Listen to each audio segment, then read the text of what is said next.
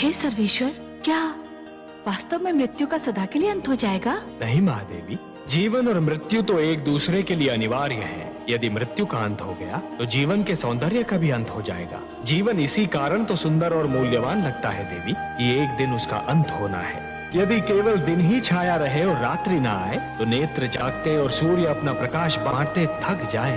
यदि मृत्यु ना आए तो प्राणी कदाचित जीवन से ऊब जाए देवी। परंतु दैत्य गुरु शुक्राचार्य तो कह रहे हैं कि उन्होंने मृत्यु पर विजय पा ली है। इसकी मृत्यु पर महादेवी, वो दानवों को पुनः जीवन अवश्य दे सकते हैं। परंतु महादेवी, आप तो बस देखती जाइए कि जिस अभिमान ने देवेंद्र के सिर में अपना डेरा जमा रखा था, अब वही अभिमान दैत्य गुरु शुक्राचार्य के सिर में अपना घर बना रहा है। परंतु हे कमल नयन, अभी तो देवेंद्र बहुत उदास, बहुत दुखी और बहुत टूटे हुए दिख रहे हैं। महादेवी, हाँ, भूल का मूल्य तो चुकाना ही पड़ता है।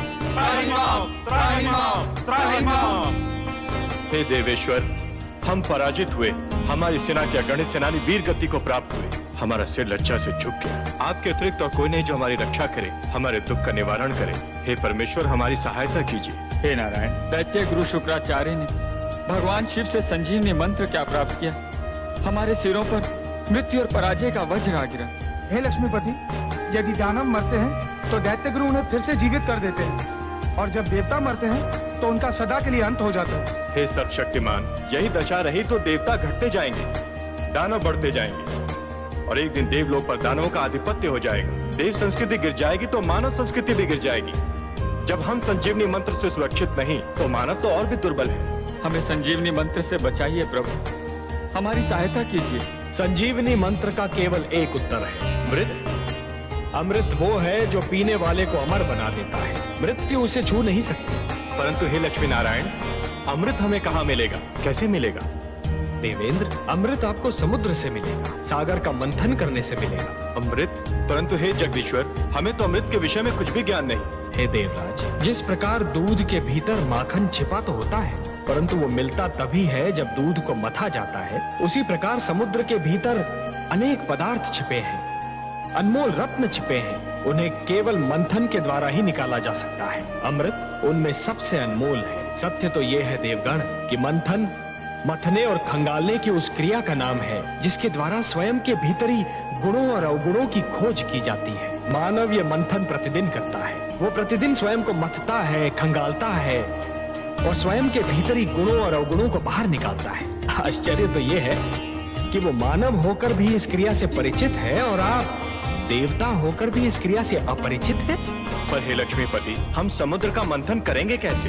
मंथन मथानी और डोरी की सहायता से किया जाता है। मैं आपके लिए मंदर पर्वत को मथानी बनाऊंगा और वासुकी नाग की डोरी दूंगा, परंतु एक तीसरी वस्तु की भी आवश्यकता होती है देवगण, जिसका प्रबंध आपको स्वयं करना होगा। और किस सामग्री की आवश्यकता होती है सर्वेश्वर?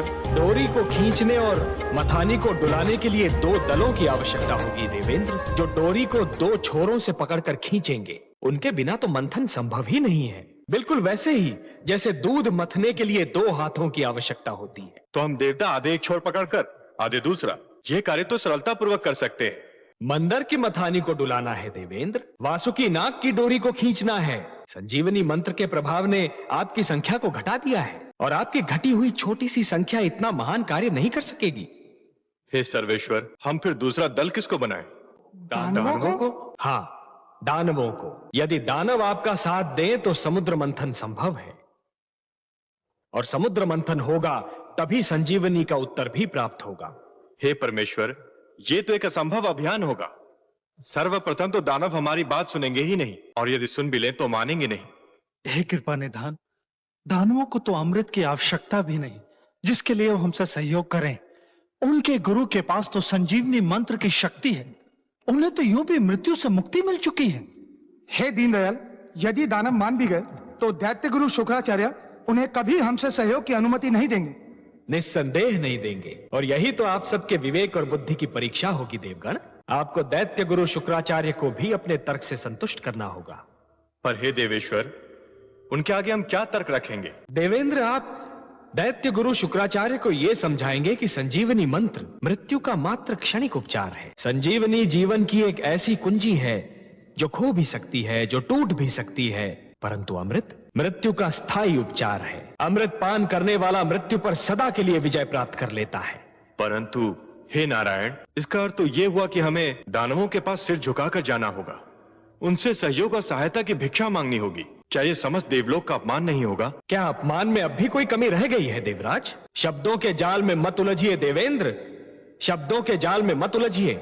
आंधी आए तो आंखें फाड़कर पथ पर आगे बढ़ते रहना कोई बुद्धिमत्ता नहीं है। ऐसे में बुद्धिमत्ता तो वो है कि नेत्र मूंद कर बैठा जाए और आंधी के निकल जाने की प्रतीक्षा की जाए। शस्त्रधारी शत्रु से निहत्थे लड़ना यह कोई वीरता नहीं है देवगण, यह तो आत्महत्या है। ऐसे में वीरता तो यह है कि शत्रु को शांत रखा जाए, यदि आवश्यकता पड़े तो उसकी प्रशंसा भी की जाए और उससे लड़ने के लिए शक्ति जुटाई जाए। शत्रु से सहयोग और सहायता लेना भी रणनीति का अंश है देवेंद्र। एक प्रश्न अभी रह गया सर्वेश्वर, वो भी पूछ लीजिए। यदि दानवों ने सहयोग देने के लिए ये मांग की कि अमृत उन्हें भी दिया जाए, तब क्या होगा? संजीवनी के साथ अमृत भी उन्हें मिल गया तो उनकी शक्ति दुगनी हो जाएगी। असंभव, असंभव देवेंद्र, असंभव। समुद्र मंथन से अनेक पदार्थ निकलेंगे, अनेक सामग्रियां निकलेंगी, अनमोल रत्न निकलेंगे, उन सब का बंटवारा संभव है, परंतु अमृत पर केवल देवताओं का अधिकार होगा, उसकी एक बूंद पर भी दानवों का अधिकार नहीं होगा। अब यह कैसे होता है, यह देखना मेरा कार्य। यदि दानवों ने अमृत मांगा तो मैं स्वयं बीच में आऊंगा। हे त्रिलोकीनाथ, आप संकट नाशक हैं, तारनहार हैं, हमारे नायक हैं। आपने इस निराशा में आशा का दीप जला दिया। हमें अनुमति दीजिए जगदीश्वर, आपका और माता लक्ष्मी का आशीर्वाद हमारे साथ रहा तो हम अवश्य अपने अभियान में सफल होंगे। हम शीघ्र ही लौटकर दानवों का सहयोग मिलने का समाचार आपको सुनाएंगे। शुभस्य शीघ्रम।